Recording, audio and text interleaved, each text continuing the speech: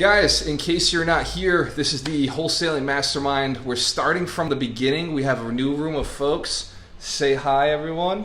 What's up?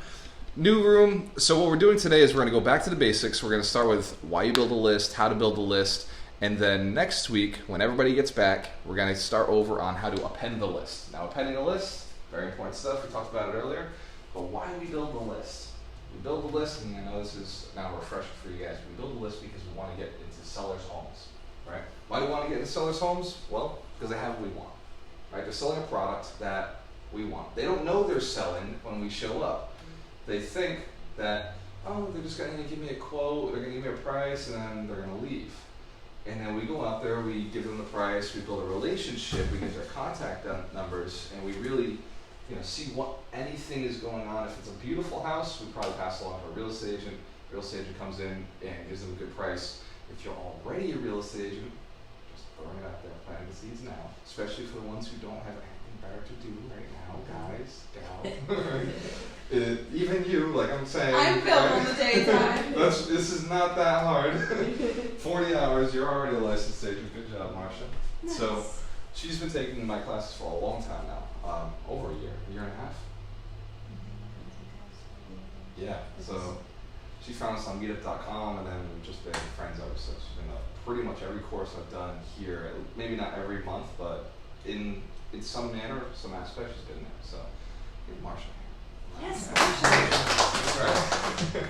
So what we've discovered is that as a wholesaler, as somebody who's going out just trying to make a buck or two, right? By buck or two, I mean $5,000 to $25,000 on a transaction. That's cool to make, right? Yeah. To do that in just one swing, So you go on like 10 appointments to get that one deal, though, right? So if you're going on 10 appointments to get that one deal, there's a lot of money being pumped out, a lot of time, a lot of effort being put into figuring the whole process out.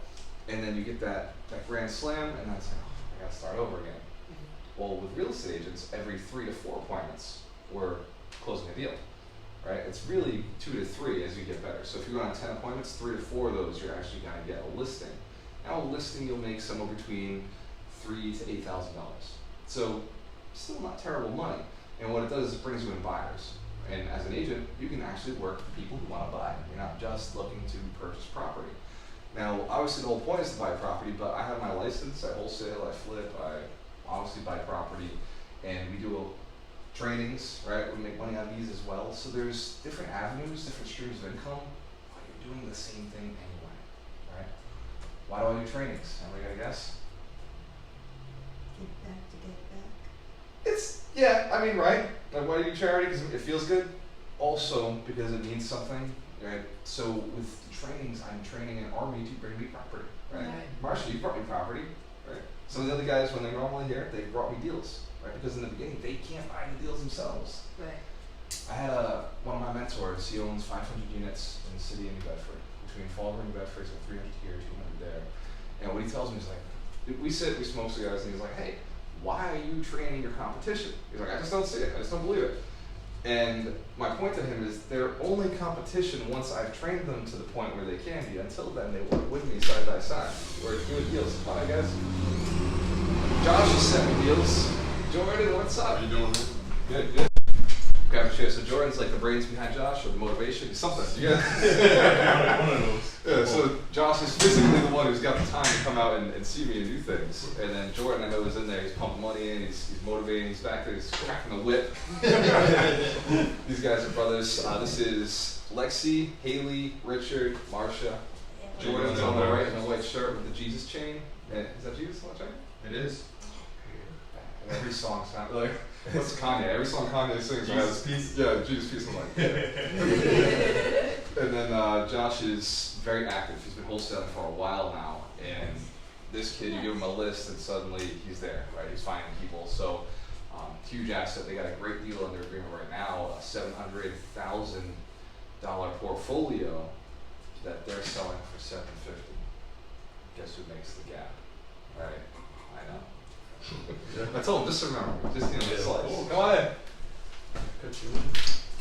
Hey, hi. Come on in, grab a chair. How are you? Sorry. Hi. Okay. We started about 15 minutes ago.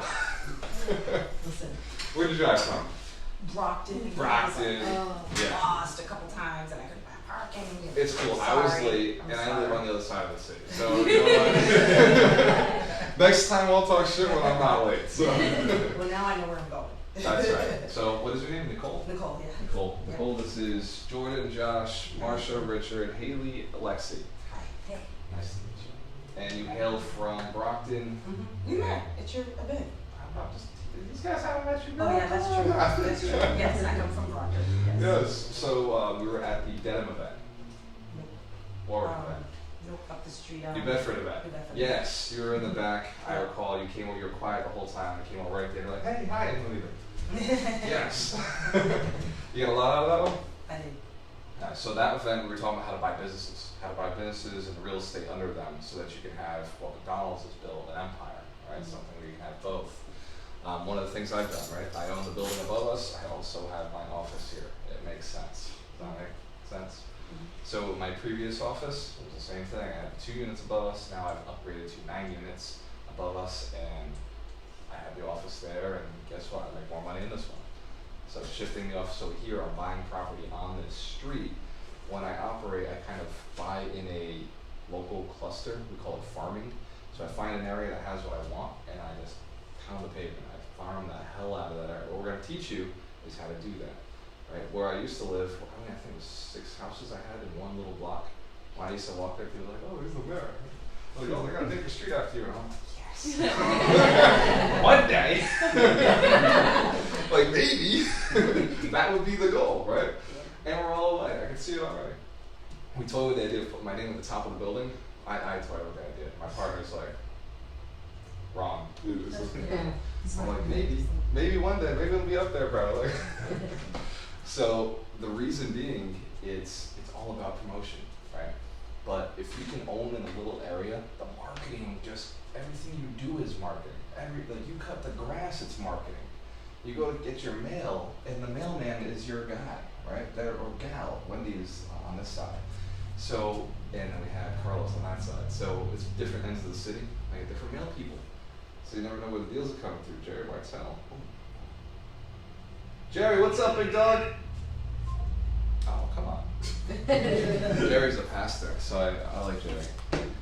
But he's in a wholesaling now. He's getting into real estate, right? Because the ministry gave him a lot of this, but not a lot of this. And at the end of the day, you've got to keep working, right? I'm all about the ministry. I believe what I do is very evangelical. I hang out with a Catholic priest who is also really cool.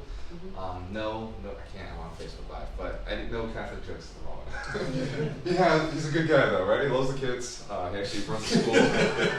See, what I say? It doesn't help. We'll give him a hard time at the cigar shop. We're like, how's the school going? No conflict of interest there. That's hilarious. What they do is they have a mission, they have a passion, they do something great because they're trying to bring people together and give people a place to go. And a lot of spiritual stuff. So yes, I get a lot of reward from doing this, but on the other side of it is I get an army of people like Josh, like Marsha out there, like you guys going and trying to find deals for like you want to find the deal so you can pass it along to the right person. My goal and what I tell my partner is, hey, our job is to always find the money so that we're always that person for our people we've trained, and we want to be the one to sell to so that you can just keep going. Now, once you've made a certain amount of money, we know that you're going to be buying your own properties. That is the whole point. So I also tie in a message of, hey, when you own property, do it ethically and morally so you can stay in the business a long term. And if you're investing in my city, do it the right way so that you're not only bringing your own property values up, you're bringing my property values up. Not only are you giving your tenants quality places to live and a good quality of life, you're also just allowing that my tenants also have that, right? I'm teaching you how to screen so you're getting good quality tenants who are coming in. When I bought this building, I kicked out a prostitute on that corner, a drug dealer on that corner, a drug dealer on this corner, and a hoarder in the back. And those are all, the way I see it, mental conditions that I couldn't change. No matter what I did, the hoarder was going to keep bringing in stuff. There was going to be mice, there was going to be fleas. There were fleas in that 10,000 unit building, right? There were mice, there were roaches. Very frustrating as a landlord who's told there isn't, and then buy the building and then here's all the stuff. It wasn't about, oh man, like I gotta spend the money. It was, oh man, these people have been living here for the last 5 years. God knows how long this has been going. It's the worst infestation I've ever seen of mice and fleas. So when we came in, I'll go into it. Rule number one, never use poison, right? Because they die on the walls. So we didn't do that. When we came in, we used traps. My God, the bags, bodies, right? Oh, God. And we treat for fleas, but you can't get rid of the fleas until you get rid of the mice. And they had pets in the building, so very difficult to, because there was a pet shop here. This used to be a pet shop. So we didn't just have dogs and cats in the building. We had roaches, tarantulas, snakes, Oh my God. all sorts of weird stuff. There was somebody, the hoarder had a pigeon, right? So this is why I like to be also in a different room when I'm recording these, because some of this stuff, if I put it on Facebook, they're on my Facebook, right? They know what I'm talking about, so I have to be careful. We had a snake in this building, in this unit here, right? So we cleaned it up. Actually, before we cleaned it up, we just kind of, have I told this story? Ha! That's your face. I'm like, this is a new one to you? All right, so when we bought this building, we first came in and it was stuff everywhere. Every inch of these walls was covered in fish tanks and like hamster stuff. It was filled. So just look around and imagine, all right? So we come in, and I come through the back side with my property manager at the time. The woman was managing my stuff, and I came in and I said, hey, what's going to cost to get this whole place cleaned out? And as I turn the corner there, right in front of the bathroom, I see what looks like a fake snake, all balled up, big, looks like a ball python. And in my head, first thought is, Ron's fucking with me. Right? First thought, instantly, I'm like, oh, this is hilarious. He gets points because I jump a little. But he didn't see me, right? And she didn't see me because they were in the back. There's a little. I'll show you the back there later on. We'll do a little tour. In the back there, it's a little rough. So they're looking at, oh, we're gonna do this, we're gonna do that. So I looked down and I'm thinking, hilarious. Right? Yeah, I know. I'm tightening the cork for a reason. I'm doing what in Speaker Academy we call this increasing tension, so that the story becomes better. I'm taking you to a different place. Right? So the snake is also got these glue traps on it. Phenomenal book, by the way. Yeah, Dale Carnegie. Yep. I read it like 8 times. One of my first. It works every time. I assure you. It just reminds you. Mm-hmm. So there's glue traps on it. Something like that. He's going out of his way. Either he's using the glue traps to hold the thing in a ball, or this is actually a snake that has gotten stuck on one of my glue traps. Because we knew there was mice, so we were thinking, dude, this floor is covered in glue traps. Because we were like, I'm not taking any fucking chances. Yeah. They travel along the walls, so every corner, every wall had a trap just in case, right? And we didn't even like box them up. We were just like, leave them flat, let the thing get stuck on it, and we'll deal with it later. And surprisingly enough, there were no mice on the glue traps in this unit. I wonder why. Because there was this big anaconda. So anyway, I go and I do what every man should do when they see a snake. Oh gosh.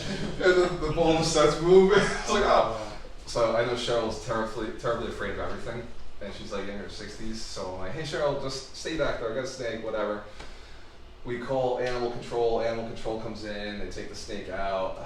And now I'm telling her, hey, when you have the guys come in here, have them kick everything. Like before they touch anything, make sure they're wearing like thick gloves. Because there were all sorts of animals in here, right? Poisonous stuff. Like who knows? Just nobody wants to get bit. Like I don't care what's biting. I don't care if it's poisonous or not. I'm not interested in that game. So long sleeves, long pants, and make sure they come in and kick everything. So everything's cleared up. Like I think I paid $400 to have this place removed. I underpaid them. On every scale, I think of it like at the time I was like, oh, but really looking back, because there was another snake in here. We didn't know. I get on a plane. I go out to either LA or Vegas, and I'm doing some sort of seminar or training, and I get a text message from Ron. And it's a picture of a snake that goes from that metal threshold to about here. And this one's not a ball, because it's not a ball python. This is a boa constrictor. So boa constrictors, then when they get pissed off, they don't really tell you that they're pissed off. They just kind of like, this sucks. So he goes and gets the lady from next door who owns a fish store.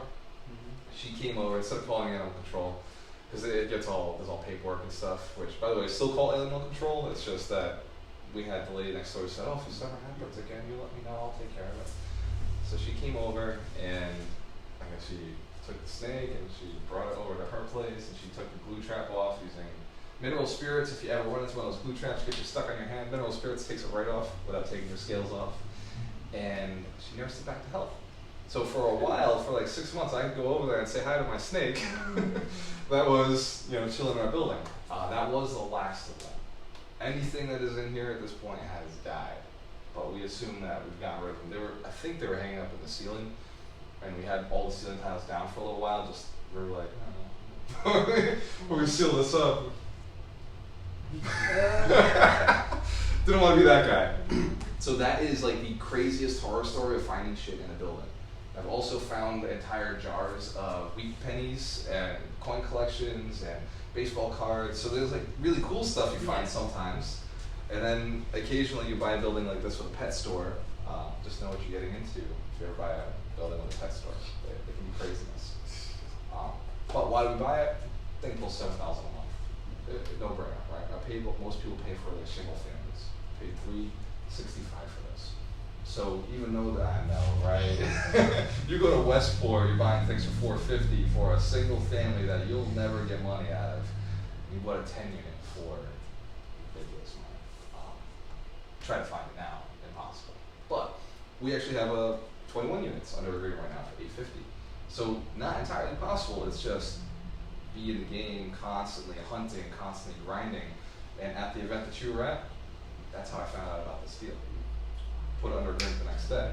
But the guy, he said, hey, we're at an event much bigger than this, a lot like the ones in Rhode Island, but smaller in scale. We go to a bar and we drink alcohol instead. So we all hang out, we drink, and we tell a little story. But we were there, and this is why I'm telling you why I do this, right? It's not just to train, it's not just to teach. I also want deals, right? And I want you guys to go out and teach people, because they will give you deals, right? Build a network of people who are smart enough. Some people will burn out after giving you one deal. They'll fizzle out. This way, that was a lot of work, not for me. Some people are machines, like Josh, Jordan, Marsha, machines who just keep coming back. They have the plan. They see what wealth this business can do. And we're in a building of wealth, right? And they understand that it's worth it. I understood when I started 7 years ago, it was worth it. And I knew that it took 7 years to master something. And it took 7 years to be this guy. But this was my goal. I wanted to be out here able to get on a big scale, helping a lot of people. So it was worth it. No matter what it took to get there, it was worth it, right? Whatever it takes. Marsha, you guys have that grind, a little seed, right? Who here has that grind? Who here knows they got it? So one of my coaches, this context, and I apologize, but this is what he likes to say, he says, we'll see. We'll know. We'll know. 7 years from now, who stayed in? Who stayed in the game? Who's getting paid? Who's making it? Because it's not a short-term game. There are bumps and bruises along the way. You will find more than just snakes in a building. We've had homeless people show up in buildings. We've had break-ins. We've had to be in dangerous situations where, we're kicking somebody out, and they're, a drug dealer, a prostitute, or an addict, right? There's been those crazy situations. But then on the other side of it, we've also had $30,000 a month coming in for years now. And it's just like, the money comes through, we don't even think about it anymore. We're just like, if the account doesn't have 50 to 60,000, we're like, something's wrong. Like, that's just the amount that comes in and out of the accounts, but it doesn't even cross our minds. It's just what it is, right? There's points where we've had 250,000 in our bank account, and he and I freak out. We're like, that's too much, right? We've got to use this somehow. It's got to get moving, right? We look at our net worth, and this building's worth about $600,000. We put it on the market. We had way too many phone calls, so we took it off, right? Because we were like, well, it's $600,000. Do we really want to sell it? Because it does make a lot of money. So we were thinking, okay, maybe $750. And at $750, we still were getting calls, and I'm like, nah, we want to keep this building. Like, it's clearly worth a ridiculous amount. It makes us so much. If we sold it, what would we buy? Right? That was our issue. We were like, well, what would we buy? And previously we were at 42 units. That was what we had as a portfolio. And we've sold down quite a few, and now we're down to 21 units. And we've got that itch. Money in the bank, equity in the buildings, and we're just like, we got to get something, right? Once you've had a few, it never goes away, right? It's like you find with stripping, right? The money is so high that it's like, I don't know how to not make money anymore. I know. Right? It's the same with real estate Yeah, agents, investors. Like once we get that cash, it's like I can't stop working. All right, like it's just like, well, what's the next biggest deal I could possibly get? Oh, doing less work. So most I made in a day was 150,000. Most I made in a day. I don't make it every day. I'm not trying to tell you that I make that money every day, but I know that it's possible, right? Most I've made in a month is 300,000. It wasn't in 2 days, I promise. It wasn't just as an agent. It was as an investor. We were doing flips, right? We were doing some long-term flips, buildings we held for a year and a half. So we weren't paying capital gains on those. Well, we were paying capital gains, we were paying income tax. Right? When you flip, you're a sucker just like everybody else working a 9 to 5, right? You're paying income tax, you're paying all that stuff. When you're wholesaling, when you're wholesaling, same thing. You're paying income tax, right? When you're an agent, paying income tax. And there's nothing wrong with income tax. You gotta have some money coming in, right? But the goal is, well, either you work cash business, right? Or you go and you work something that the government doesn't want to tax, right? They don't like taxing capital gains. In fact, they don't even want us to do a capital gain. They'd rather us 1031, roll the property into another property. They'd rather us go to bigger properties. Because the government wants us owning property. The government needs us subsidizing housing, giving people places to live. There's too many people and not enough houses that are being rented out. So the government likes to subsidize those things. So for us as investors, there's a lot of money just on the tax benefits, right? There's no other industry that benefits you other than owning your own business. And even owning your own business, like I talked about last month, the real estate is where most of your benefits come from. Because you're getting the depreciation on the building. Anybody know what depreciation is? Yes? Oh, yes, on rentals, yes. First time you know. Books like that. All right, YouTube, so there's a book guy. Okay, very good. So depreciation is phenomenal. It's ghost money, just takes away from your income. Then you have the appreciation, which we don't count on, but in the last 10 years, it's been phenomenal. It's been the reason, so I bought my first house in '08, it's been the reason I've made money on every single sale of property. Typically, the next 10 years will not be that way. Right? The next 10 years, you will not see me sell anything for probably a long time. We've been selling a lot, and now we're at a point where it's just sit back, transact, teach, do wholesaling, maybe buy something if a phenomenal deal comes along. And I said it in that event. I said, well, if the right deal came to me, if it was 40,000 a unit, I don't care. He's like, do you buy condos? Like 40,000 a unit. I said, okay, we might have a deal. All right, shit. Like I didn't know I had to sign the paper to buy. And that's what he had, right? So will I buy? Yeah. It's got to be a killer deal. It's got to be, what I know is going to be protected if the market turns. I'm going to cash flow. It's going to make sense. And it's going to be worth having my capital locked up. And the other side of it is for that deal. We talk about getting private money. Remember you heard of OPM? What's OPM stand for? Say it all. Other people's money. Yeah! Other people's money. They said it. They know it. So that's the idea, right? If it's not necessarily your money, your infinite return. Your return on investment is infinite. It keeps going. So one of the things, as soon as we got this deal under agreement, I told him, I was like, oh shit, 850,000. That means I'm going to get $200,000. All right, I'm like, I'm going to go hit streets. I'm going to go get the money. And he said, why? Why are you going to go get the money? Did I tell you this, Marshall? Yeah. Oh, well. So he says, why, bro? Like, why are you going to go do that? And I was like, because 850,000, we got to have a down payment so we get the commercial loans. I got to go beat the streets, get some private money, and we'll throw it in. He's like, yeah, that's 12% interest. Why don't we just refinance these buildings? And because we've got about 600,000 in equity between these two buildings. And I just looked at it, I'm like, oh, fuck, yeah, I guess. 5% interest is better than 12% interest. Okay, right? But like, I want to go do this because it's been a while. I haven't had to borrow anybody's money in, well, any easy money in a while. We've been going through banks. The banks are just, whatever, here you go, take it. But they make us do a lot of paperwork. Want to do private money? It's just like, sure, high five, promissory note, and you go and buy the deal. So you don't necessarily have to put your own money in, and we're buying the biggest deal of our lives without putting any, like we're not going, we didn't work for it, it's just stuff that we've accumulated from buying other stuff that we like to buy. And we have a fun time owning these properties because they cash flow, they make us money, so we enjoy them.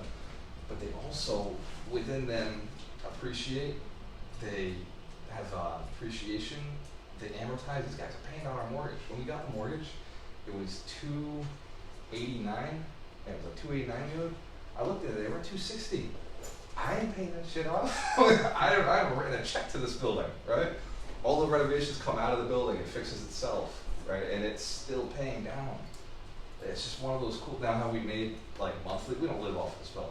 We knew we had 40 grand to put into it when we bought it, but we said we're not doing it. We're not gonna just drop 40 grand, we'll let it do itself over time, and it has, right? Every month we've got an extra $3,000-4,000 we can play with, so okay, we go fix this unit, fix that unit. Now we're down here fixing this. This has been vacant for a year and a half since we bought it.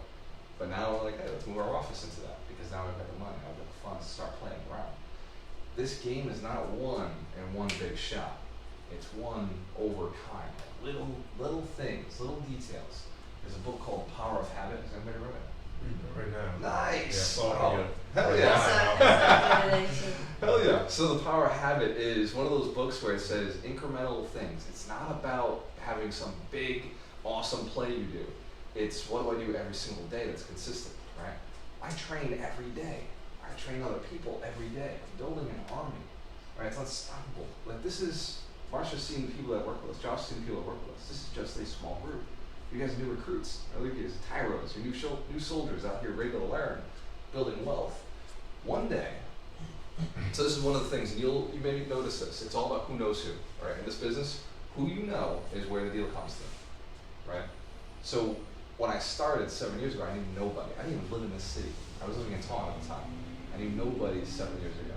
And I moved here, and even though I grew up here, I was homeschooled. I knew nobody. It was like being out of a different place. Did you know that? Fun Well, I fact. know you were homeschooled, Yes. but I never thought that you didn't get to know I had all quite your a schoolmates. disadvantage, You had no right? schoolmates, yeah. So I had to learn how to market. I had to learn how to build a network. And I wasn't given gifted school like social skills, right? So I had to learn those too. So Dale Carnegie was, 8 times for a reason, right? It wasn't natural to me. Speaking in front of people wasn't natural to me. Now I love being up here. I love helping. I love giving back. Like that's motivation to learn because there's a reason behind it. But there was a point where I had absolutely no network, and I remember thinking, if I knew the big guys, if I just knew who they were, I could just ask them questions, and then they could answer the questions, and then I could go do the thing. Right? I didn't know what I didn't know.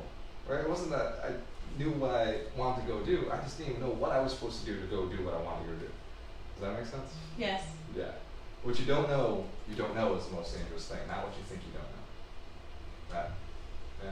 Don't know what you don't know. Don't know what you don't know. And it's dangerous. So I said, if I knew all the guys, I could just say, hey, whenever you got something, I want to buy it. Well, I didn't have that. So now we're building it to the point where, as you guys own 3, 4, 10 buildings, and you're looking to make a shift, or say you own 2 on this street, you own 2 on this street, you own 2 on this street, you own 2, you own 1, sorry. You own 3, it all balances out, right?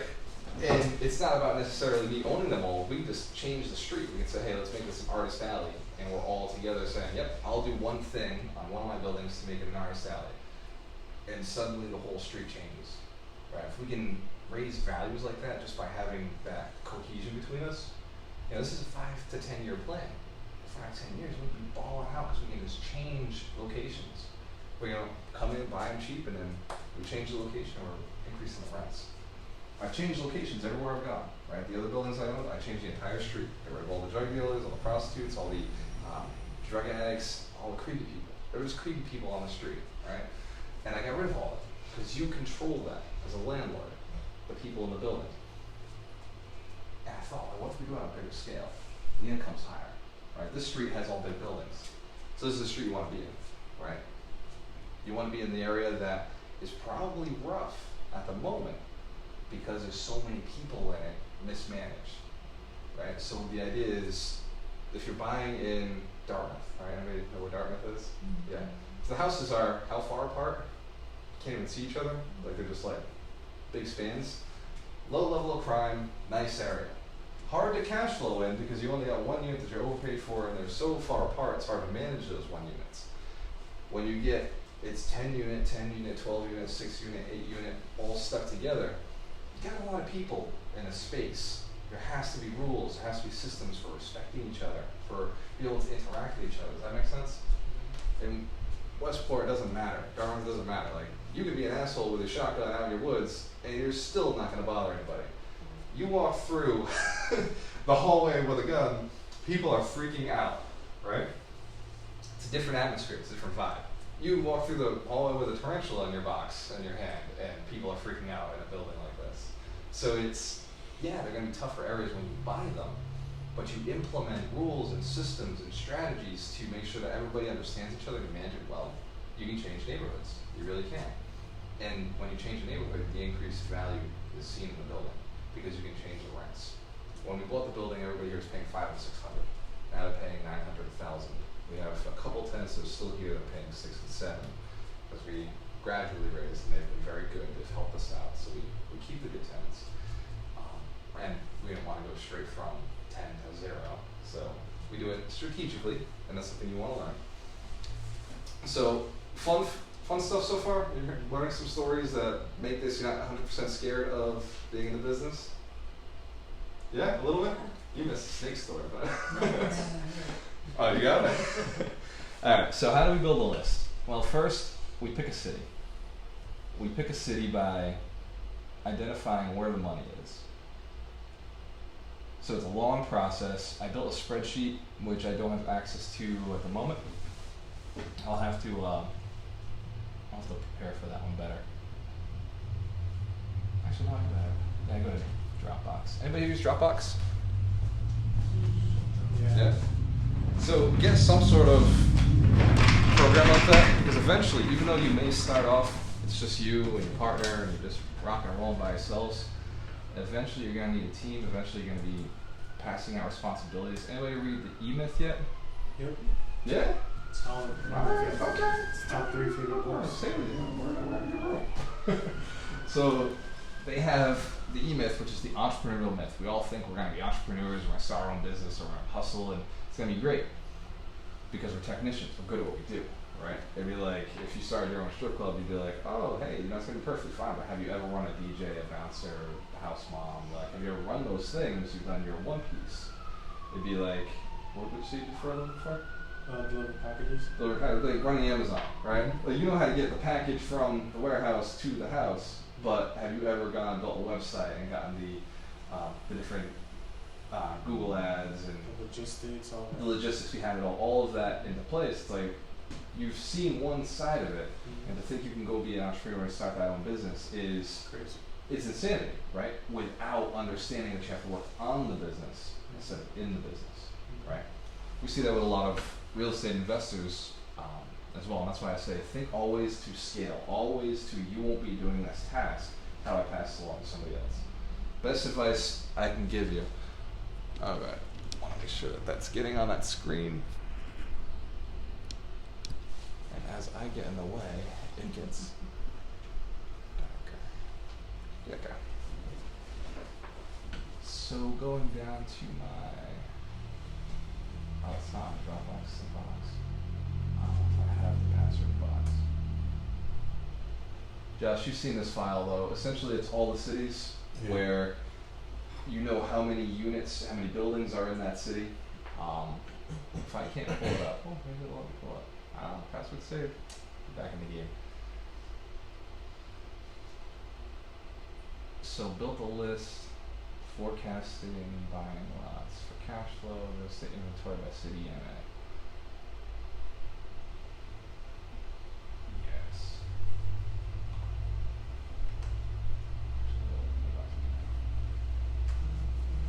Full thing.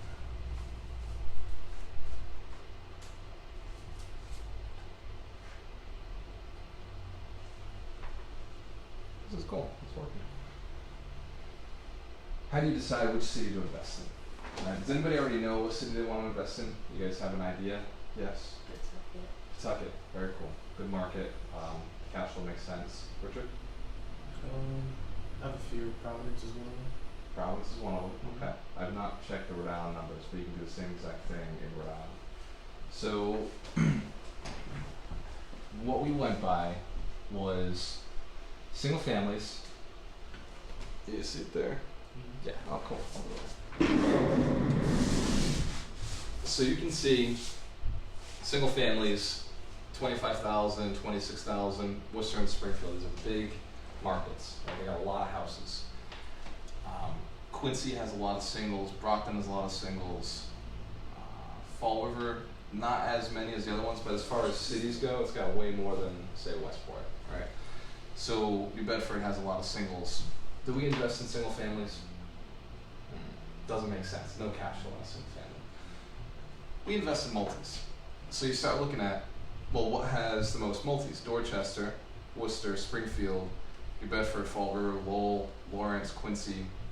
Okay, now we know they have a lot of single families. They're not on the market, these are off market, right? This is just structure of the city. It's like saying this is a 10 unit, so Fall River has this 10 unit. And as you look, I've actually broken out each one of the multifamilies.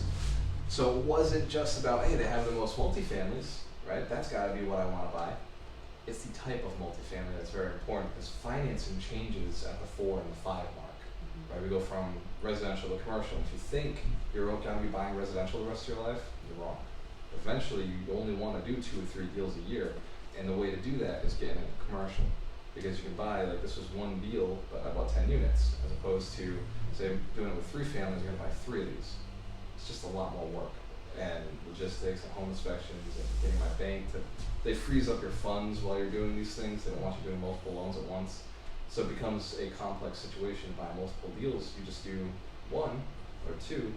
On the commercial side, you get bigger stuff. That makes sense? Mm-hmm.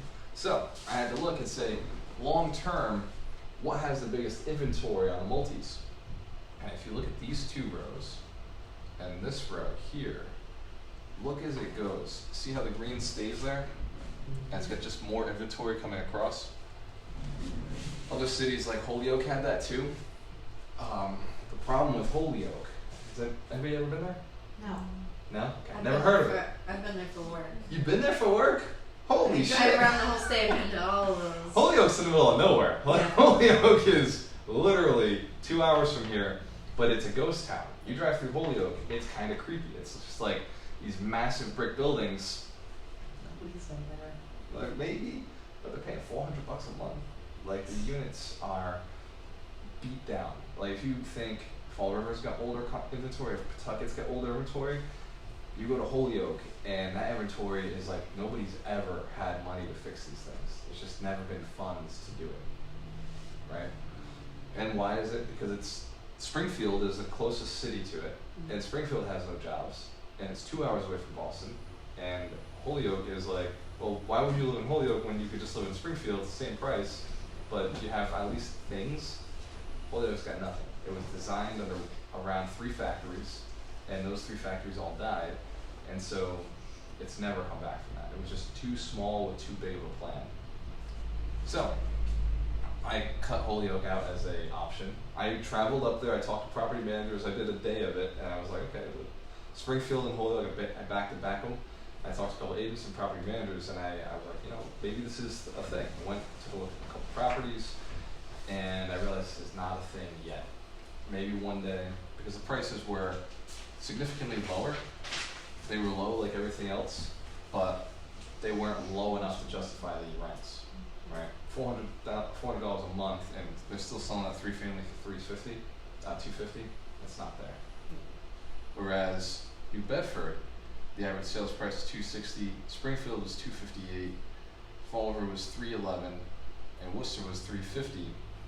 But their rents held, right? Springfield's rents don't hold, but the other 3, the rents hold, right? They're up there and they make sense. And then they had the inventory. So those are markets I chose to work in, right? They had the 3 families, so beginning investors can get by, right?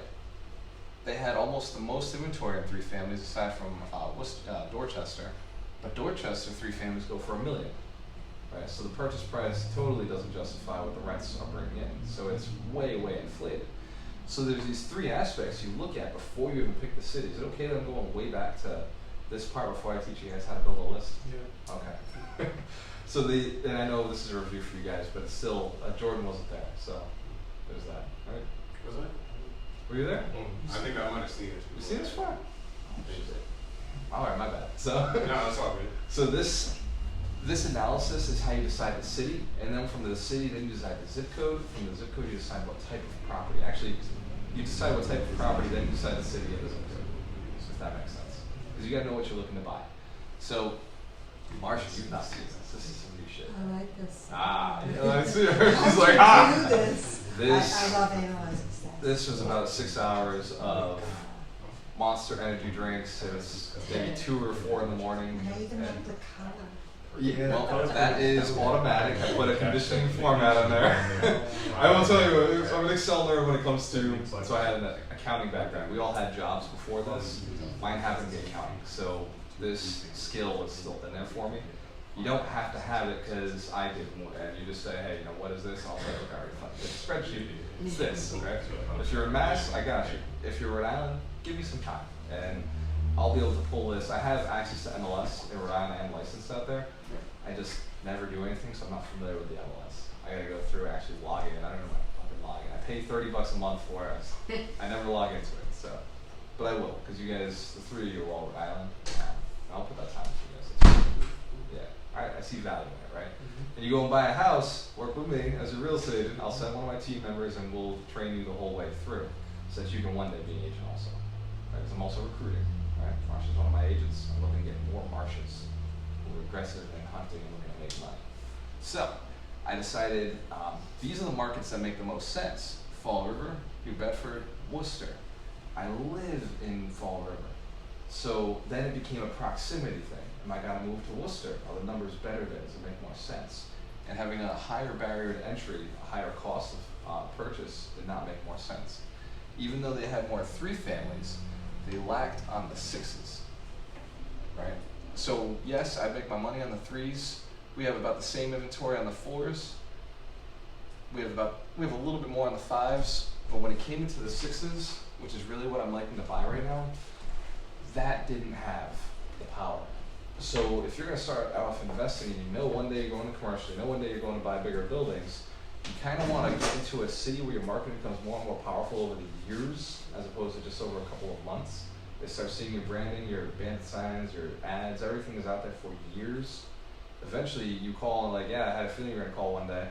You know, like they've been seeing your stuff for 2 years and eventually you call and they're like, yeah, you're the person I want to sell to. Or they're just calling you and asking you to do business with them.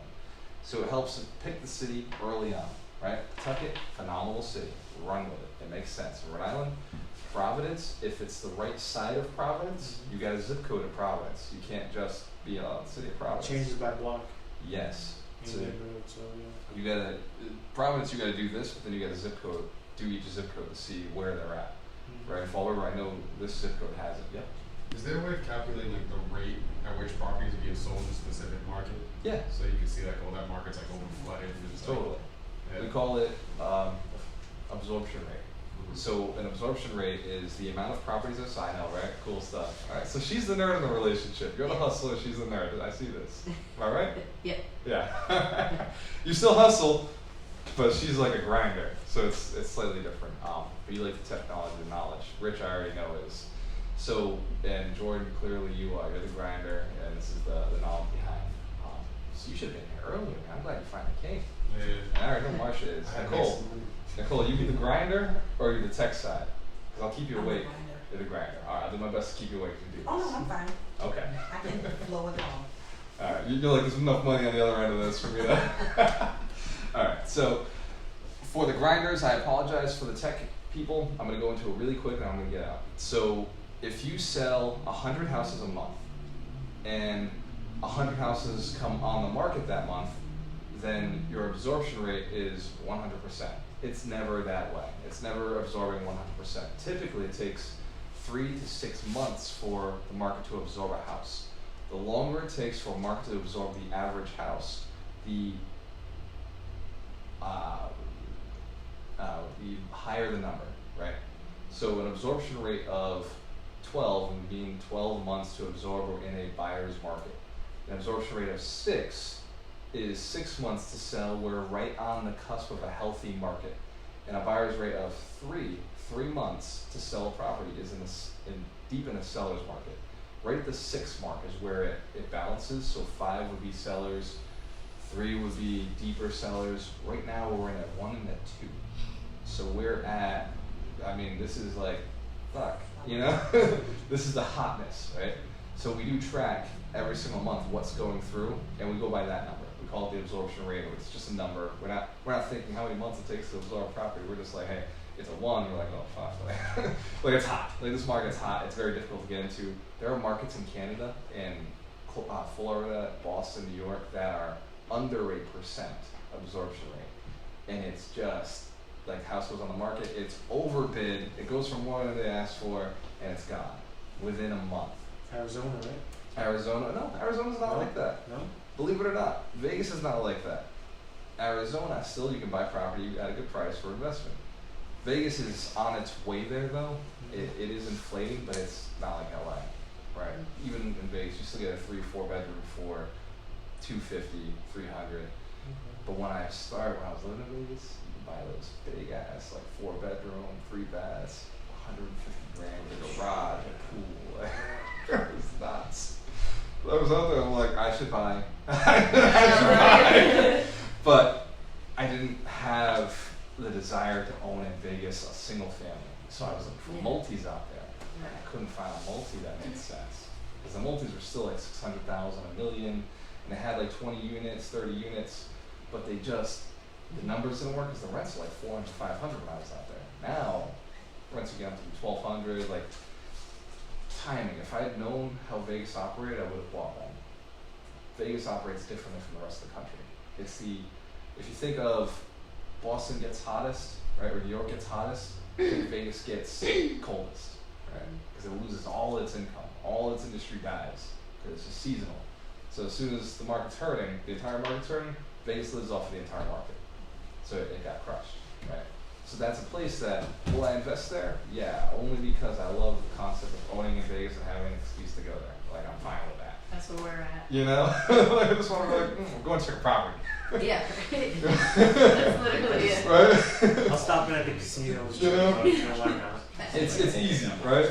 But I also, a lot of the training seminars are in Vegas, so I'm like, oh, I'm going to a training seminar. I still find an excuse to get out there. There's still reasons. There's always a reason to go to Yeah. Vegas. Right? My business partner's like, oh, I'm going to be in Vegas for a training. Oh, shit. What training is that? Yeah, right.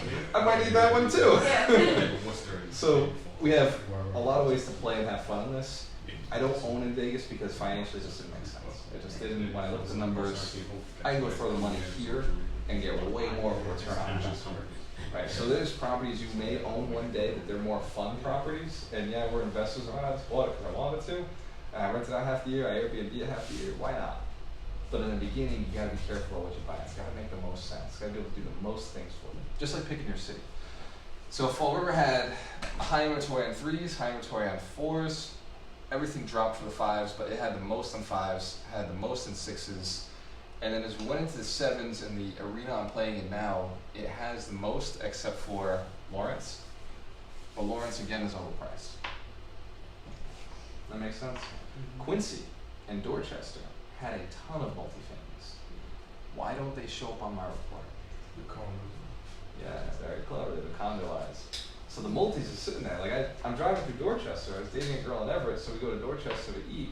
And I'm driving through and I'm like, oh my God, there's multis everywhere. This is great. I go on MLS. I'm like, where the fuck are they all? Like, where are they at? I don't see them. And I'm trying to think. I'm like, MLS must be broken. That's my first thought. And I'm in the cigar shop talking to one of my investor buddies, and he tells me, he's like, yeah, they're all been condoized. Oh, fuck. Like, that's right. That makes sense. Like, as the market's hot, split things up. That's the nature of people. As the market's hot, you split it up. As the market's cold, combine things together, get more control over things at a cheaper price. So in those markets, they've combined. They've split up. Sorry, gravity. Same here as it is out there. I promise it didn't get any worse. So, answer the question on absorption rates? Yes. So there is a way to track it. Right now we're in a 2 in the city. Fall River, Bedford, this whole South Coast, we're kind of in a 2. You get towards Boston, we're at 1. So it's just, things are flying off the shelf. We're still a hot market. I talked to a lender yesterday, I called him up. I was talking about the condo deal, but I always try to catch a pulse on what's going on with the buyer end. Because those guys see deals before they close. So I called my lender and I was like, hey, what's going on? The buyer for this busiest guy in the city. So I know he's got the true pulse. And he said, I'm closing 15, 18. Now I've been asking him this question for years, so I know what that means. It's hot. Like there are deals coming through 3 to 6 months from now. It's hot. He's doing a lot of pre-approvals. I can't think right now. I love it when he can't think, and the market's got another 3 to 6 months, right? Because that means he's still going to be busy. So I see the backside of that. Now, last year there was a point where he was like, dude, I'm only closing at 6 right now. I'm freaking the fuck out. He's like, I don't know. Like, I got these flips I'm doing, like, because we're all investing. We got a couple deals I'm doing, and I don't know if like things are gonna pan out here. And then the market picked back up. We kind of went through this little lull. You guys remember the stock market dropping last year? Dropped for a little bit. It wasn't crazy, but it dropped for a little bit. People panicked. The real estate market did the same thing. Slight slowdown with the interest rates going up, and we knew it was coming. And I thought, thank God, this is the turn. Everything's going down. Like, we're gonna buy everything up. And then Trump was like, no, stop raising these interest rates, it's fucked up, and how angry, grab a bottle pussy, let's get this fixed. American wall. And they dropped rates down again. And so that's my rendition of Trump, you're welcome. So they dropped rates down again and market picked back up. So we're in a flux where if they drop rates 5 to 7% when there's an issue, we're at 4%, they got nowhere to go. So the next market crash may be a little bit longer. It may sustain a little bit longer because there's just no place to put it. Right? There's no way to go. You can go negative. Germany did it a while back. You can go negative on interest rates, but fuck, like now businesses are losing money. They're losing people. It just hurts on a whole other level. So there's something called quantitative easing. Right? You guys heard of quantitative easing? The nerds know what it is. All right. So for the rest of the nerds who don't, and for the grinders, quantitative easing is when they just put money into the system. When I say it that way, it makes more sense, right? So you got $10, well, they hand you 12. They hand you the extra $2. And they say, here's an extra $2. But they don't necessarily hand it to you, they hand it to a business that's gonna go start jobs, hopefully. They go in and they give it to, well, what do we do in the crash? We hand it to all the banks, right? And the banks went and paid all their people quite a bit of money, and that kind of infused back into the system. Only where the banks were. So Boston, New York, big communities that had big banks did very well. And we've seen those prices rise because now banks can buy lots of expensive things, financial advisors can buy lots of expensive things. Other communities haven't risen the same way. Quantitative easing hurts us in multiple ways because home prices go up in value, but your dollar went down in value, right? So if you had savings, it hurts in your savings. So say you had $100,000 in the bank, it goes down 3% every year, right? Inflation. When you do quantitative easing, you go down 6%, 12%, go down quite a bit. And anything you owned in the bank went down in value. On the other side, anything you had as a mortgage just went up in value. Now, say I had a same 100,000, when it goes down 3, 6, 12%, I'm winning, right? Because that's just shit I gotta pay off. And I want my debt to go down in value. I don't want my assets to go down in value. So when we lock it into real estate with debt, now that money's going down in value. As we're earning more by being active agents, going out and wholesaling, going out and being a real estate agent, active agents of income, because those prices are inflated. We're selling a product that inflates and goes up in value, but we're putting all our money into debt on a product that also inflates and goes up in value. Now our income is at the peak of the market, and our losses are at the bottom of the market. Does that make sense? Explain it in a simple way. It's a complex subject. I'm pretty impressed with myself right now. So when it was explained to me, I did not get it because it was not explained that way. It was like, oh, numbers, words, things. So owning real estate through debt, other people's money, now makes more sense, right? And interest rate doesn't matter. It really doesn't matter because you can always refinance out of it. So even if we buy in, I bought buildings at 16% interest 2 years ago. When nobody knew me, nobody trusted me, when I took my first flips, it was 16% interest. I carried those for a year and a half. Didn't even care. I had tenants paying the building. I was flipping multifamilies, I wasn't flipping singles. But you're right. If I was a normal guy, if I was flipping singles and I held those for that long, I would have been losing money every single month. I was holding multifamily. So I just wasn't making money. It wasn't like amazing, but I was breaking even. And then when we sold them, that's where I talk about 150,000 a day, 300,000 a month. Those were from holding those for that long period of time, letting the market go up. And we refinanced 2 of them, the ones that we kept like this, and a 4th family, actually refinancing that in April. That one's still at a 12% interest rate. We bought it, $257,000 we bought a 4-family, a commercial building, and a single family. We sold the single family the next day. We put it on the market, sold it in 11 days, $140,000 for that. Now we're only into this $117,000, and that's been paying itself off. I think we only owe 110 on it right now. We're going to refinance that 110, and we'll pull some cash out to go and buy the next series of buildings. But, right? I know it's cool. Like, this is only from hindsight. I can't say I had the plan when we started. And that's the thing. It's important to know. Just buy shit. Just buy, not shit. Buy whatever you can, wherever you can, as long as it cash flows and makes sense. And market in a city that has what you know you want to buy one day, right? When I started, I did not think I'd be looking at 13 plus buildings, right? When I started, I didn't think I'd be looking at 100-unit buildings and being like, yeah, you know, that's something I could buy. But 2 years ago, I was on top of a 200-unit building as an investor looking to buy this thing because I knew how to do it. I know all the details of how to do it, just like I don't know how to buy condos, but I'm doing it. The point was, when I started this 7 years ago, I had no freaking clue. I had no confidence in units that size. But I picked the city, and I got lucky when I picked the city. Now I've done the math, and I'm like, oh shit, I picked the right city. But for any investor getting in, do this, right? Know before you dive in, because I would have moved anywhere. If this spreadsheet told me Springfield was the city to go to, I would have packed up and gone, right? I moved to Vegas because I was like, you know, I'm just done, right? I just don't want to work anymore. I'm going to get my financial freedom somewhere else. I'm like, not working, I'm going there. And I came back because when you're in Vegas, anybody been to Vegas? Yo, do they not ball out or what? Like Vegas, they are unashamedly balling out. Like just everybody balls in Vegas. Like they don't even have the money, but they're pretending to ball. Like they're out there like, I've rented Lambos. It makes sense because you can in Vegas. Like everybody's driving a Lambo. I know you don't own it, but damn, you look good in that shit. That's some cool stuff. So it gets you thinking. And then I met people who did own their stuff, who like did own really cool things in Vegas. I met a guy who has a 30,000 square foot single family home, right? His name's Marshall Silver. He's the greatest hypnotist of all time. Literally. You gotta drive to the other side. Yo, his like grand ballroom is a grand ballroom. He's got one. It's not his living room. He's got a grand ballroom.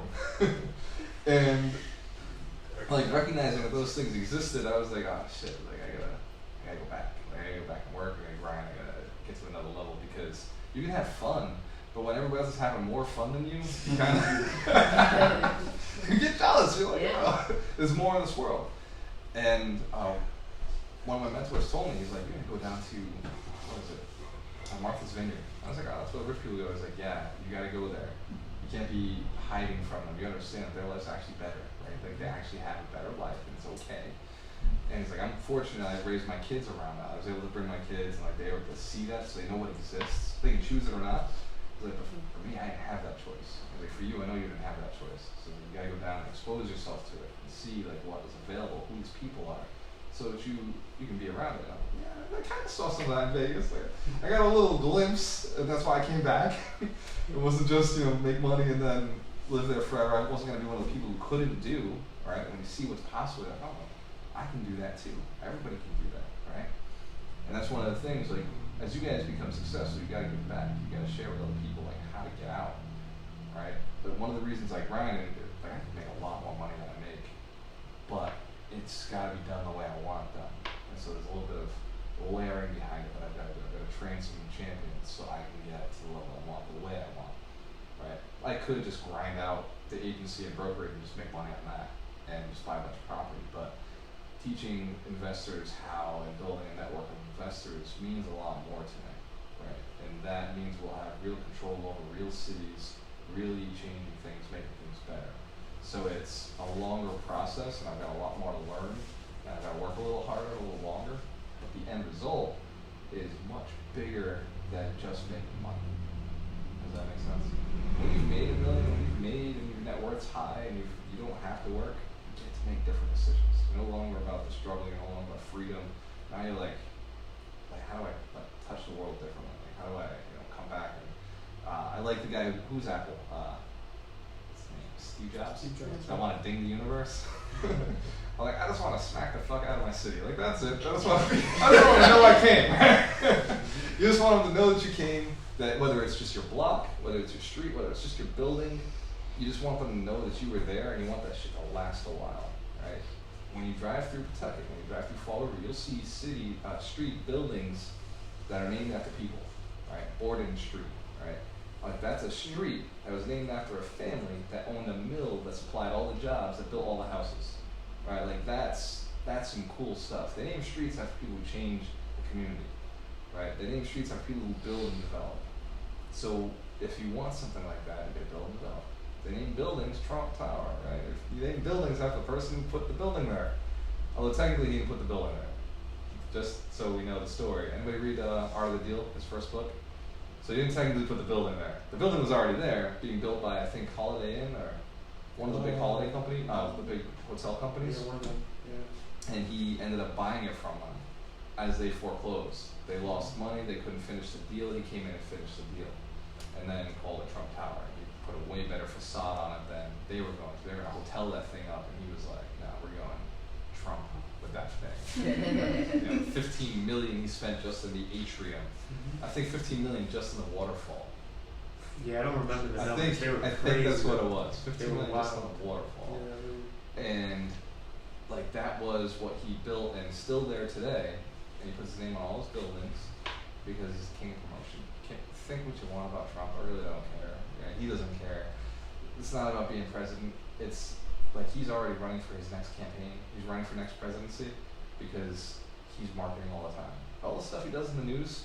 As investors, we also want to make the news. As agents, we want to make the news. We want people to know about us. Does it always have to be good? Not even close. Just has to be. They just have to know your name because you can switch it later. If you know my name. So, for example, Richard, you know my name, but you heard that I suck at real estate, terrible guy, I'm mean, I'm the toughest person to learn from, but you heard my name, right? Then you meet me, and you're like, oh yeah, I heard about you. You're like, oh yeah, this is what I do, this is what I have, this is what I've done. Why don't you come with me, I'll show you my portfolio, I'll introduce you to my tenants, I'll show you my spreadsheets, what I've made, I'll show you my bank account. And then you see something different. If it wasn't for the fact you knew about me, you wouldn't have had the conversation, right? But because you knew about me, you're like, oh, this guy's legit now. Right? You have a chance, you have a stage now to legitimize yourself. So that publicity, which is phenomenal at finding, because it's the most viral type of publicity, it spreads faster, is far more effective than good publicity, because nobody shares that shit. Nobody says anything about it. Nobody's like, I can't believe they donated $1,000 to this cause. Right? It doesn't make it anywhere. Whereas if you said that cause sucked and that you would never donate that to that cause, and that then you say something racist, sexual, or deviant in some sort of way, viral, because you're an asshole. And then you come out and say, yeah, I was misunderstood, they said it the wrong way, whoops, now I'm going to donate $2,000 to the same cause, because I believe in it, right? You can bring yourself back around because people know about you. Tough to bring around people who don't know about you. That makes sense? Well, it's the same thing in communities. As you're out here, you pick your city, you dial it down, you want to make sure that everybody in your community knows about you. On that street, like anytime, like this street, I go into the bar, right? I go out to the bar there, I let everybody know I'm buying property. And the guy told me, he's like, you're an asshole, you're never going to buy this building. And I was like, cool, no man, I respect you. I get that. You know, afterwards, right? I get that, I respect you 100%. You should stay here in this building, right? You deserve this, this is your place. You know, at the end he said, you know what, I sold him, I'm selling you.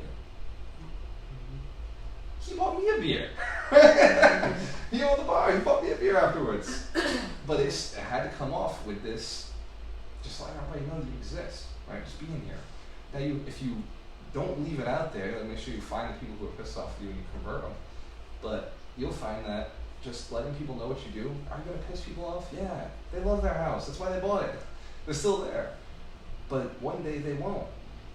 Just be the person they know when they're ready to go. One of my best deals, the one I made $150,000 on, was this beat up house on Stewart Street. I owned a couple houses in that block, and I used to walk it with my dogs. And I saw an old lady outside one day, and I went over and was like, hey, I'd like to buy your house. I've never saw a. Oh, hey, no, cool. Can I come take a look then? You know, can I get inside? I'm sorry. Let me take a look. I won't put an offer in on today. And she showed me the property, showed me the whole house. She's all proud of it. I said, oh, that's amazing. Love all the work you did. This is great. Love the carpets. Perfect. Beautiful. Love this. Right, so, all right, anytime, you want to stop by, feel free. All right, cool. Next time I see her, hey, how you doing? the yard looks great. By the way, I want to buy your house. Oh, she's laughing now. I'm like, oh, whatever, no problem. 3 years later, house is on the market. I enlist it. She go through me. But I've been in the house. It's on the market for 115, and I put an offer in, sight unseen, not seeing it. I said, look, I want it. It was on the market for 99,000. I put the offer in for 100,000, or 105,000, because I wanted to go over. No questions asked. Just give me the house. Yeah. They do an open house. I see all the other investors in the city there. I've been around a little while. I know these guys. I see them all there. So I called the guy up. I was like, dude, I thought you said you weren't showing it, right? He's like, oh, well, the bank said the offer came in too fast and that they wanted us to at least show it before we took the offer. So I said, all right, no problem. I'm going to put another offer in, 115, and go over asking, way over asking him, you know, tie this up for me. And someone's like, tie this up for me. I'll give you my side of commission.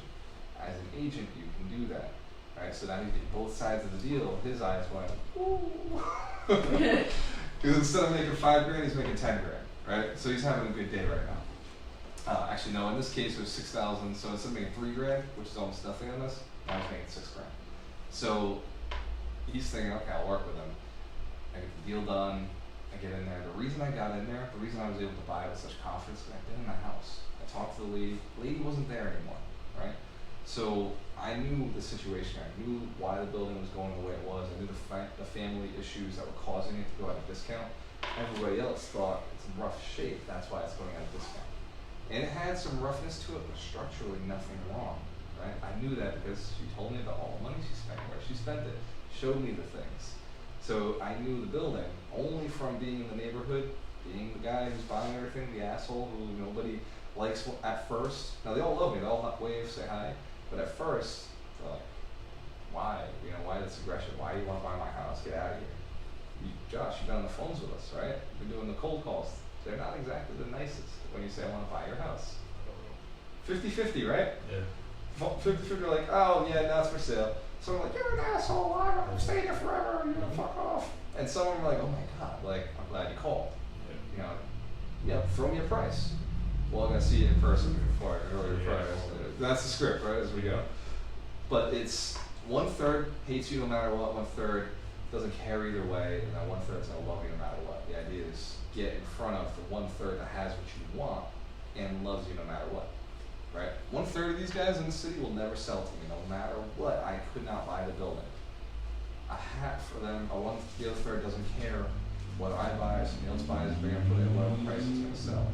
There's 1/3 when they leave, they know they're not buying the building from me. So of the 600 free families that are here, 6 families, I gotta get to the 200 that want to sell to me.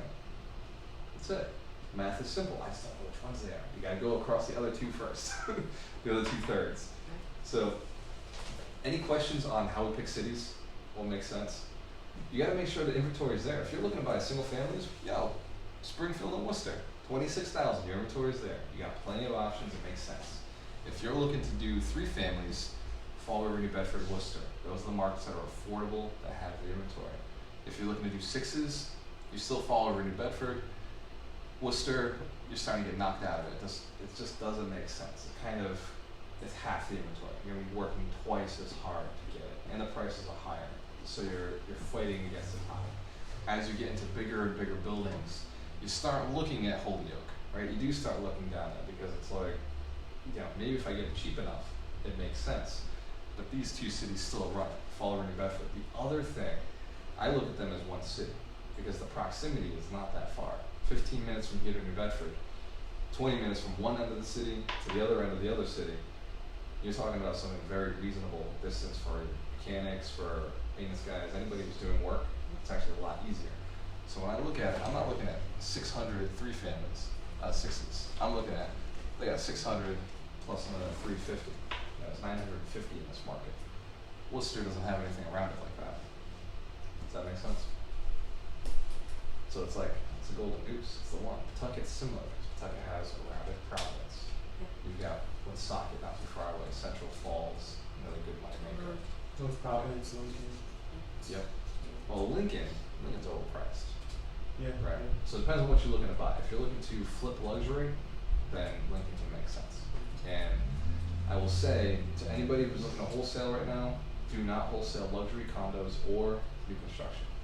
Those are the most dangerous in the height of the market is luxury condos, new construction. Those are the ones that get knocked out first. So if you know investors who are doing those things, pay attention to them. They might be selling at a discount soon, right? Because even investors, even savvy, intelligent investors can get caught by the market. And this is where our competition, I don't believe in competition, there's an abundance of everybody training each other, but this is where the people who refuse to listen, refuse to, you know, like have that abundant mindset, they're all competitive and they're like doing their own thing, they're not listening. This is where they get knocked out of the market. This is where those guys, they're gone, right? Because they weren't open, they weren't talking, they weren't teaching, and they weren't learning. The guys who think they're gonna run luxury forever, they're gonna get crushed. They get crushed every time. It's a cycle. The people who are doing condos think they're geniuses doing condo conversions, get crushed every time in the market. Same with new construction. Yeah, everybody likes new construction. It's the coolest thing. You buy the land, you put the building up, you make $100 grand, it's great. Until you can't sell it. And then all your money's tied up in these developments, and you got millions sitting there, and you can't sell them, then it's tough. Right? Those are the guys who either get knocked out, or the ones that survive, the ones who stayed in, so they're gonna hold it forever, hold it indefinitely. When the market comes back around, I'll start building again, just rent out buildings, sell what they can at a discount, and the ones that hold and stay in, survive. The ones that survive no matter what are the ones who bought multifamilies. Guys and gals who cash flow, they buy for cash flow, they're not buying for appreciation. We survive no matter what the market does. I've said it at any point, the market could turn tomorrow, does this deal make sense? Anytime I'm looking at a deal, 21 units I'm looking at right now, market turn tomorrow, what would I do? Oh, I'd cash flow. I'd make $10,000 a month. Tough, right? It'd be a bad month. Whereas if I was buying 21 single families right now, what would I do? If there was 21 single families and the market turned, I could be losing anywhere between $10,000 to $21,000 a month, right? I can scale out 3 families if I was buying 7 3-families. And because at one point that's what we did, we had 6 flips going, they were all 3 families. If the market turned at any point, what do? Load up the bottom unit, and I'm making $1,000 a month off each tenant, so there's $7,000 a month I'm making. The math made sense, right? Every time we do a project, we make sure that if the market turns tomorrow, can I hold it? You guys getting that? So I strongly suggest wholesaling those same deals. You want to learn what's safe no matter what the market does. Be on the winning side. When you wholesale a deal and you know somebody's gonna lose, you kind of feel there's a little shittiness in there. It's cool because you made money and like it's their ignorance, like they want to take the risk. And as a seller agent on the seller's side, as a wholesaler, as an investor selling my own flips, when I sell it, I'm selling a product that I believe is a good quality product. If you want to buy it, you're crazy, but go ahead and pay for that. I told all the investors in the room, the only time you should buy from me is on your first deal. If you didn't have a piece of property, maybe it makes sense to buy one of my multifamilies and cash flows as a turnkey. But just know you're not cash flowing a ton. You're paying because everything's done for you. But I also don't think that a first-time investor should go and buy some of the stuff that we buy. I think that's risky, it's dangerous, there's a lot of work involved. Your first deal can be your worst deal. Was my worst deal, doesn't matter. The fact is that I bought it, I learned so much on it, and I still went from paying rent to not paying rent. So the first deal, right, you bought a 2-family in the first deal. Would you buy one now? You probably want a 3 or a 4. It makes more sense to go more units, more doors. So you look at it, for years you'll say my first deal was my worst deal. It was. But it was better than buying a single family. It was better than not buying. So you did something, right? So once we get evaluation, we know what we want. Building a list is easy. Shoot me a text, let me know what city you want. And as long as it's under 500 units or around the 500, 1,000, I don't mind doing it for you guys. But say you wanted, Josh, we're building a list, right? Yeah. Alright. What do you want in Bedford?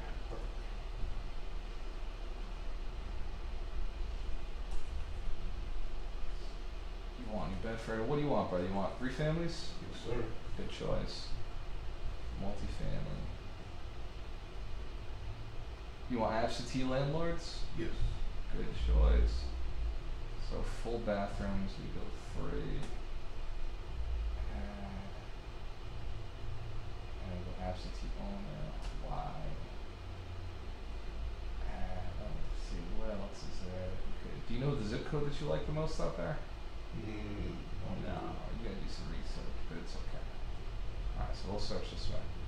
You have 356 houses that are 3 families that are absentee landlords. So that now narrows it down to people who don't live there, they're kind of probably okay with selling it, or they're investors and they're not getting rid of it. Yeah. It's polarizing. You'll know on that call. When they're owner occupied, typically it's their home, and so you also have a benefit there. The owner occupied ones, sometimes they have lived there so long they're sick of the tenants, so they just want to be away from tenants, they want to go to a single family. It is more the minority, but they're also more negotiable. They're not really savvy investors, right? So even on the hard side, they're not really super like negotiating, right? Whereas on the hard side of the absentee landlord, they're either all or nothing. Like there's no way you'll ever do the deal, or yes, absolutely. Now, when I say no way you'll ever do the deal, that guy Joe, there's no way you'll never do the deal until he needs the money in an instant because he's developing. So we went out on a project with 3 buildings that he owns, a portfolio. This guy owns 3 buildings, and he's looking to get out quick because he owes money to a bank on developing land, right?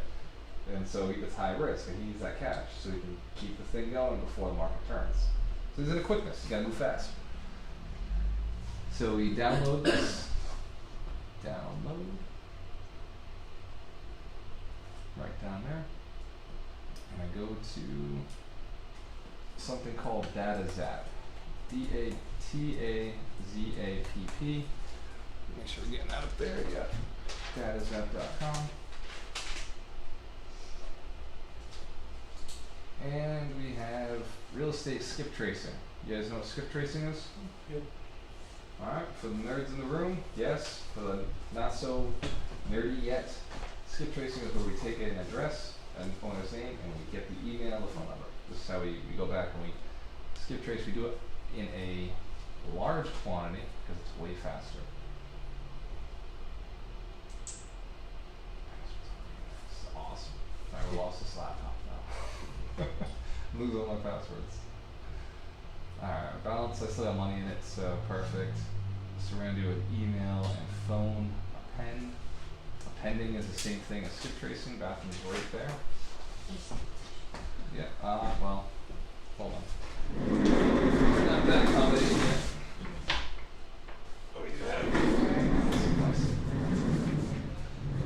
Oh, there's toilet paper on that too. There you go. So for DataZap, right, the minimum is 125, right, the price? So, Hopefully the list is big enough where it justifies. yeah, Yeah. so my thing is, cause when I was talking to you about the Yeah. software, like we have like 3,000 available numbers we can upload by Sunday before like, it resets. Mm-hmm. So like, we wanna take advantage of Yeah. being able to upload as many numbers as we can. Right. So if we have to expand that list a little bit to, if they're owner occupied as well, yeah, I think that's, So they will. because it's 125 minimum regardless, even if you're under, Correct. Yeah. That's the minimum. They charge you like pennies for each one. yeah, So you definitely always want to be until you over get the to minimum. like, yeah, I think 1,000 is where the minimum is. okay. So I'm gonna overpay for this a little bit, but it's just for this particular list, so you'll have something. You're right though. Hold on.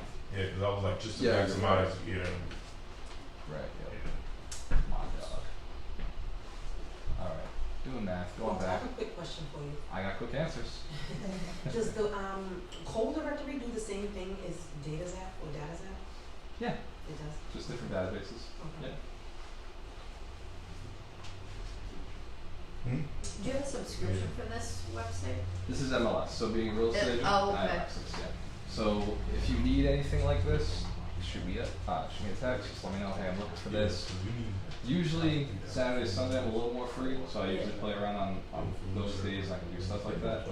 If for any reason I can't do it, I'll have one of my team members do it. I'll just say, hey Matt, like one day when you buy a house, buy through my team, and it totally makes sense for me to do that. And even if it doesn't, he's learning, right? He's learning how to cater our investors, and he knows one out of 2 or 3 is going to buy with us. Doesn't mean he's not going to work. Like he'll go out and do it. So that, yeah, no matter what. Anytime, if I don't have time, that's what I'll do. I'll delegate. I'm getting better at delegating. I'm getting better at trusting the team and saying, hey, can you do this for one of our guys? So, yes. Got you. Now, because this is more than 500, I've got to download it in 2 lists. Just other than after you It just takes a second longer. Because you guys have buying a list. List source is does the same thing. We have purchased a list. Girl, look at you already going. Hell yeah. We got. Yes. Going through. All right. So list source is a great way to get the addresses. Right. Now you gotta get the phone numbers, right? Because the phone number is cheaper. Because mailing is 50 cents minimum, Right. whereas calling, exactly, and far more effective. Although mailers will get you to call back that day, right? Well, 3 days from the mailer going out. So mailers are super effective, but they're so costly, you're better off doing the phone calls. We have a program called Mojo that all the group, all mastermind members are able to go and dial. And you can dial 100 numbers at a time. Josh, you've Mojo. Way better than calling like a normal person. Yeah. Yeah. Like, Get through it's like nuts. So we're gonna put this list in a Mojo. So when Josh goes and calls, he'll get through 800 people in 8 hours. Yep. It's not gonna be, like the 20, 30 that a normal person who's pushing themselves can get through in an hour, right?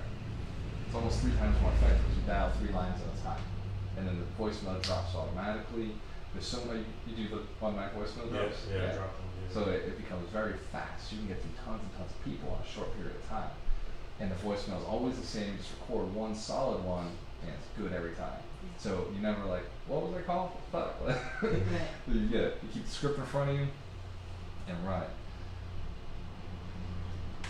So we have that. We use that program as long as we use one login between the whole team.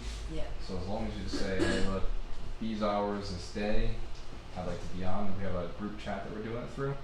But I'm thinking we'll do it on the Facebook thing. We'll start a Facebook chat just because it'll be a little easier to get everybody on as we're adding people. I think it's going to make more sense. Yeah. And then we can just drop it right in the group instead of everybody's phone blowing up, because that's one thing. I know as we get to be a bigger and bigger group, people's phones are going to start blowing up and like, oh, I'm not doing that this week, and I don't want people disregarding things. I want them to go back and read it. So we'll start doing stuff in the actual Facebook group. That's how our team's operating. Our team's always operated off of Facebook. It sounds weird, right? Especially people not in Facebook, but it operates more as a great place just to have people working. Because we can drop files in, we can drop folders, we can drop these videos, trainings. So that's probably the best space for us to operate out of as a team. So anyway, you get into the dialer, and as long as you let the team know, hey, I'm going to be on for 2 hours, 4 hours, whatever it is, Saturday, Sunday, you can dial, and you get full access. You can put your own lists in, and it gives you access to mad success. So I had to combine this, right? So before there was 2 files, one at 300, one at 400, not 500. So I'm gonna save that as. You can call on other people's lists unless that person has specifically asked us not to. If they specifically ask us not to, it sounds crazy to me, because anytime you guys are dialing on my list, you're hitting it one more time and I'm not hitting it. So if you're able to get through, say it's Jordan City, Jordan's doing New Bedford, or say it's Pawtucket, right? And Jordan's calling on Pawtucket. Who's the investor in Pawtucket? We all know that it's you guys first, right?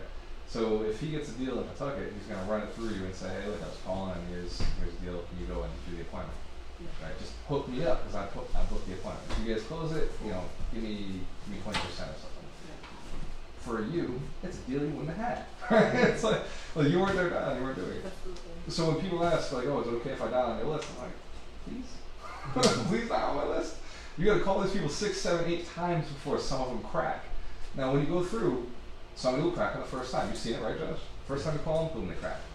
Sometimes you got to call them 10 times before they're finally like, yeah, you know what? I'm sick of you calling me. Why don't you come in? Perfect. If I didn't call the first 9 times, I wouldn't have had that appointment. I'm very aware of this, right?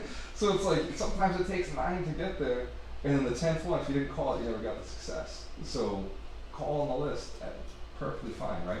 The more lists we have in here, the lower our conversion will be, right? So I'd like to stay in communities, but if you guys are actively investing in an area, then it makes sense, right? I asked Josh, I was like, Josh, where do you want to buy property? And he's like, I don't know, yeah, right? Like Fall River, New Bedford make the most sense for you guys to buy property. So pound on those lists until there's more lists, right? Until you put it on a new list and it's updated with the new owners. Now she's in the bathroom, gotcha. The toilet flushes, but there is no working sink. There was last week. There's no toilet paper? But No. do you have any? I got my paper towels in there now. If you whip those up, that shouldn't clog your system So there a was a little toilet bit paper. before you put them down. Because if you put a whole wad in of paper towels, that's Oh, gonna no, it's clog your fine. plumbing. It's a 2-inch toilet. I made sure whenever I redo my buildings, I Yeah. go with the 2-inch because I don't like to deal with plunging toilets, which Yeah. I don't do anyway, but Right. it's an expense. It costs me an extra $40 every time somebody does it. So. Yeah. Now the downside to it is because those pipes are so big and they'll suck things down, it ends up in the main pipe. So fortunately I haven't had an issue with it yet, but I know that at some point that could end up being an issue. Right. Just an awareness. Still, it's a 2-inch hole, and the pipe is usually a 6-inch pipe, so typically we should be fine. Just an awareness. Yeah. It's been 5 years I've been doing it that way, and I haven't had an issue. But when I tell you guys, I don't want anybody to have the issue and say, "Oh, he said." Yeah. I also warned you. Right. When I was growing up, my little sister put a carrot down, a big carrot, just a little carrot. Like, And my like the dad big had one. to take the toilet off to get Yeah. the carrot out. To get to the pipe. Out of the trap. 'Cause Yep. they- Yes, that's real. So don't have kids.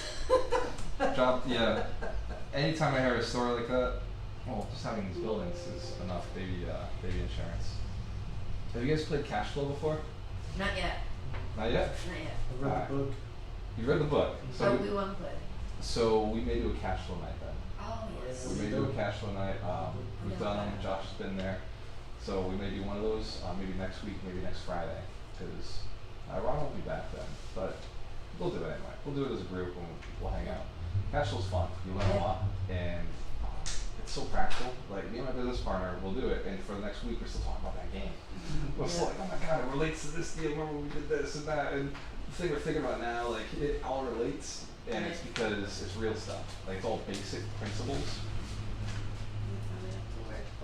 Where's Ron in training? What is it? Ron out training somewhere? He's in the military, so he's out at well, hey, you can come. You come and then go back and say, hey, we gotta buy the game. We gotta play the game. You can play it online also, but it's a board game. It's $100 to buy the game. Yeah. So an investment, but once you own it, you know, you're one of the cool people who can have everybody over to play Cash Flow. Right. And you can play it by yourself. You literally play this game alone. We realized the other day. Ron told me, he's like, you can play this alone. And Ron is that personality. Why would you? Yeah. Right? He's that personality. Hold on, if you've ever done Where's disc. the fun in that, Ron? Yeah. I'll turn this off because we're good. That comes